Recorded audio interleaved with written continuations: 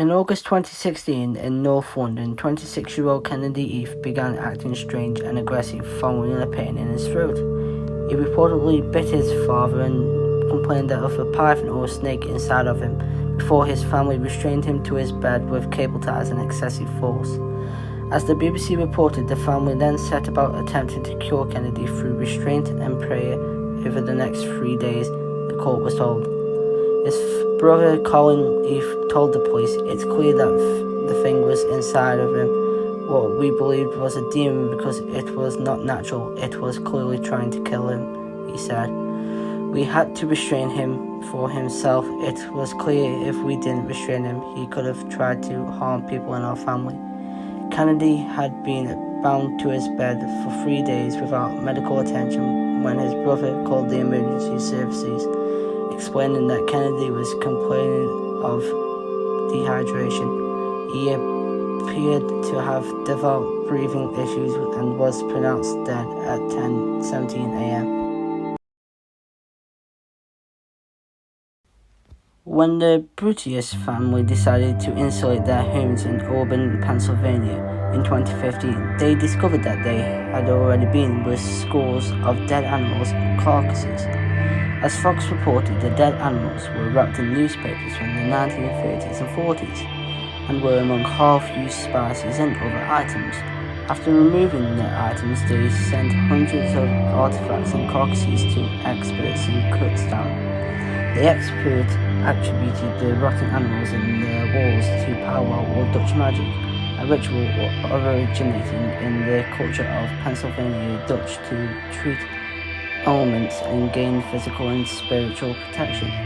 The Pennsylvania Dutch were a group of German-speaking settlers to Pennsylvania in the 1600s and the 1700s, and are often Lutheran, Mennonite, or Amish faiths. The Washington Post notes of the magic. Many of the spells deal with the care of livestock, finding water, or treatment or minor elements reflecting on the condition of the concerns and early American settlers. But powwow also had within tradition of dark spells and even of such things as conjuring demons. One notable ritual in their tradition is the hex to create quality in a dog. To attach a dog to a person provided nothing else was used before to affect it. Try to draw some of your blood and let the dog eat it along with his food and will stay with you. The mold found on the rotten corpses in the Brutes home has caused real illness among the family members, and they say that the odor hasn't gone away.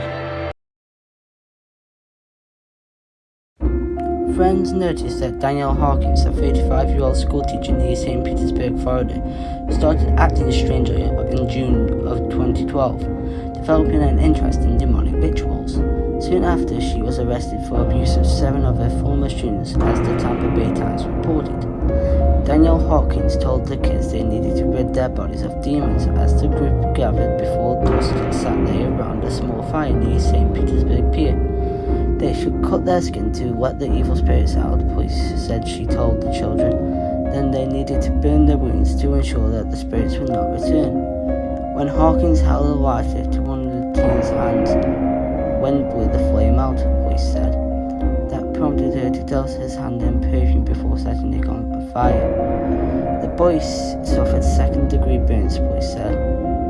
Another teen was cut on the neck with a broken bottle, police said. Hawkins used the flame to heat a small key, which then used to cauterize the wound. The police were notified, but a friend of one of the students who participated in the ritual raised alarms.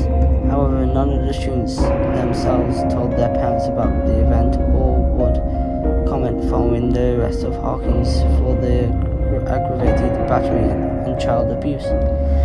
NBC reported investigators said they've spoken to Hawkins, but she didn't spell out what type of religion would require such drastic measures.